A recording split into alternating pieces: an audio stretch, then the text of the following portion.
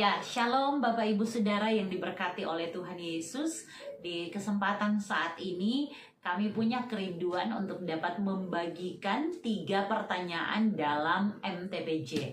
Karena itu kita akan ikuti sama-sama ya apa saja pertanyaannya, akan dibantu oleh Pak Suami. Oke. Ya. Baik, untuk pertanyaan yang pertama dalam diskusi ini, yang pertama, apa yang saudara pahami tentang mengucap syukurlah untuk kemuliaan Allah menurut 1 Korintus 10 ayat 14 hingga ayat 33. Oke, ya, mengucap syukur dalam pemahaman saya, karena ini pertanyaannya dalam pemahaman saya di sini pasti tidak jauh lari dari konteks bacaan di sepanjang minggu ini yang sudah kami sampaikan dalam video sebelumnya, yaitu video MTPJ kami ya, ketika renungan yang dibagikan. Nah, mengucap syukur untuk kemuliaan Tuhan, untuk kemuliaan Allah menurut teks ini adalah apa yang coba Paulus sampaikan di tengah konteks banyak sekali masalah, pergumulan, bahkan cara hidup jemaat yang dimulai di sini dengan penyembahan berhala gambarannya, karena Paulus memulai dengan jauhilah penyembahan berhala. Tetapi ada yang kontras, karena ayat 13 sebenarnya Paulus sedang bicara bahwa Allah setia dan tidak membiarkan umatnya dicobai melampaui kekuatannya. Namun pemahaman ini jangan sampai membawa pada perspektif yang salah dari orang-orang Korintus dengan bilang boleh baking semua hal dong karena orang hidup terjamin dari Allah. Tetapi harus ingat bahwa ketika kita menerima kasih karunia, kemurahan Allah, dan kita dapat mengucap syukur, itu hanya terjadi karena pertolongan Tuhan. Sehingga semakin kita sadar bahwa kita diselamatkan, semakin kita sadar bahwa segala sesuatu adalah milik Tuhan, semakin kita sadar bahwa kehidupan ada dalam persekutuan tubuh Kristus dengan Kristus sebagai kepala, itu pun karena kebaikan Tuhan, maka selalu ada kerinduan hari lepas hari dalam setiap situasi di lingkungan bagaimanapun hidupnya untuk memuliakan Tuhan. Sehingga kalau di sini jelas kesadaran penuh siapa Tuhan yang mengasihi kita, itu akan melahirkan ucapan syukur untuk memuliakan Tuhan. Ya, jadi sebenarnya dalam konteks teks bacaan ini Paulus menasehatkan. Jadi iya, berarti Paulus melihat jemaat Korintus sudah mulai menyimpang, iya, ya, betul, dengan ucapan syukur yang ya, salah, yang betul, tidak memuliakan Allah. Makanya ya, betul. Paulus menasihatkan dalam teks bacaan itu. Bahkan kan kalau gambarannya mereka pakai mempersembahkan korban, tapi tujuannya itu bukan lagi untuk Tuhan. Iya, karena di ayat pertama itu kan di ayat 14 katanya, jauhilah penyembahan berhala. Jadi ya, kasih persembahan dapat lihat bertuhan, tapi masih memberikan persembahan kepada yang tidak dikehendaki oleh Tuhan, di luar Tuhan, kepada berhala. Karena memang di konteks ketika jemaat Korintus ini bertumbuh dan Paulus ada, kurang lebih kan ada 12 kuil di sana. Jadi orang-orang begitu antusias dalam penyembahan kepada dewa-dewi. Oke. Itulah pertanyaan yang pertama ya, yang dapat kami jawab ya berdasarkan teks bacaan kita di sepanjang minggu ini.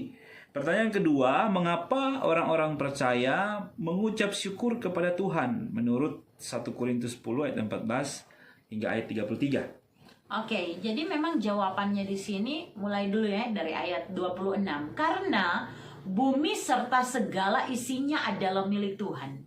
Sehingga apa sih yang bisa mendatangkan hal baik dalam hidup kita? Semua Tuhan punya. Kalau orang ngerasa syukur, artinya kan ada sesuatu yang menggembirakan hati ya.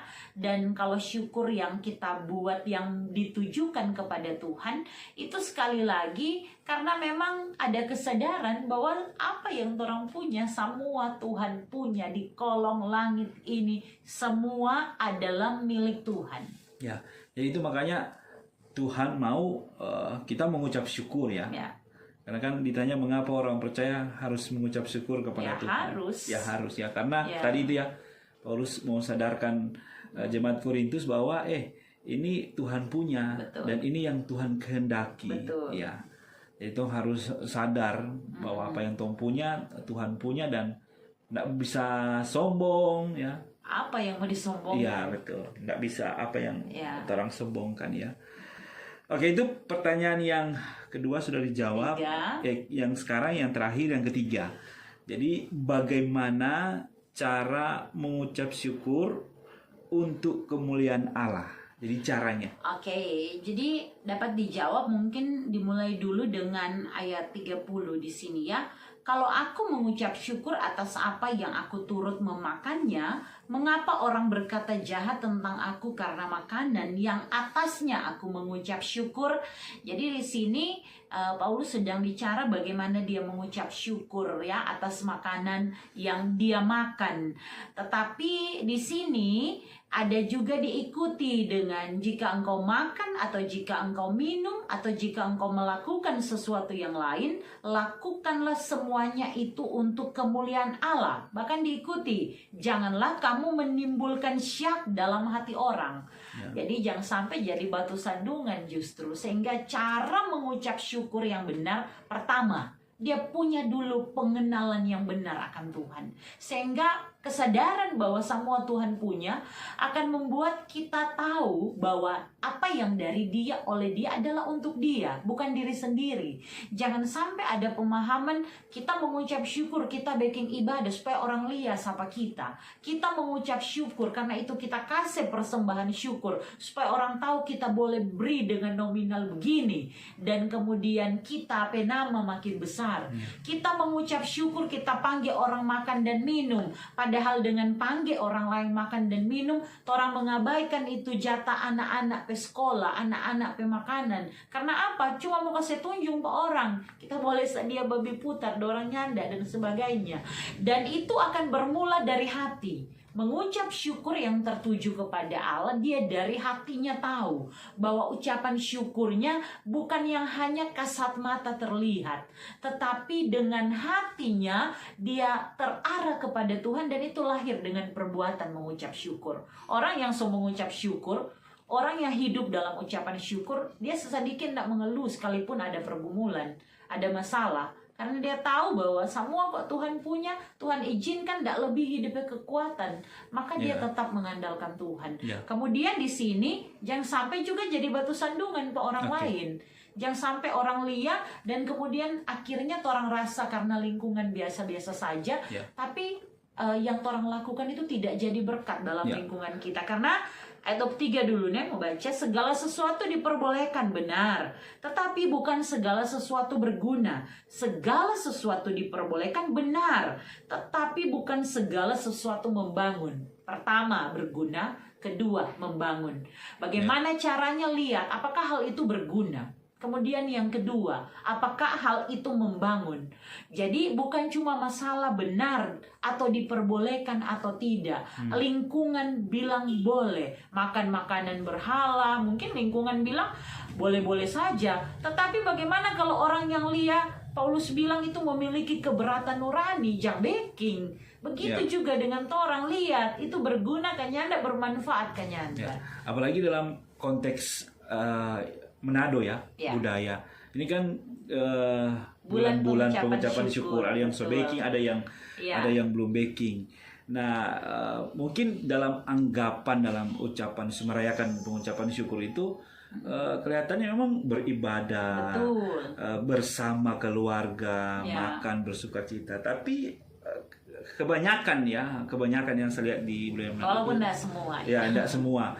Ada yang merayakan ya sampai mabuk, minum-minuman keras, kemudian kumpul-kumpul, main-nyanyi itu kadang sampai jam 1, jam 2 dengan musik yang keras. Kan tadi apalagi nggak masuk kerja besok. Kan di sini jangan sampai jadi ada ajang pamer, jadi ajang pemborosan, kemudian sudah menimbulkan kekacauan, kan bisa jadi itu kemungkinan yang terjadi. Nah, itu sebenarnya tidak bisa, itu cara yang salah tadi cara yang salah. Dan mungkin bisa orang bilang ini kan benar, ada kebersamaan dengan keluarga. Pembenaran bukan kebenaran. Jadi ini cara yang salah. Jadi kalau tidak dipersoalkan cara beribadah itu baik kemudian makan-makan kalau ada berkelebihan, ada baik, berkat, karena apa-apa. kita jadi berkat buat orang jadi berkat, jadi batu sandungan. Jadi Itu ya kurang lebih yang dapat dijawab. Ya. Nanti berkembang semakin kita dengar juga MTPJ yang sudah kami bagikan, maupun semakin Bapak Ibu juga membuka banyak referensi, maka kami sungguh percaya yang kurang pada kami dapat Bapak Ibu lengkapi, tetapi apa yang dapat kami bagikan, kami berdoa jadi berkat untuk Bapak Ibu Saudara yang boleh mendengarkan. Oke? Akhirnya Tuhan Yesus memberkati. Shalom dan damai di hati.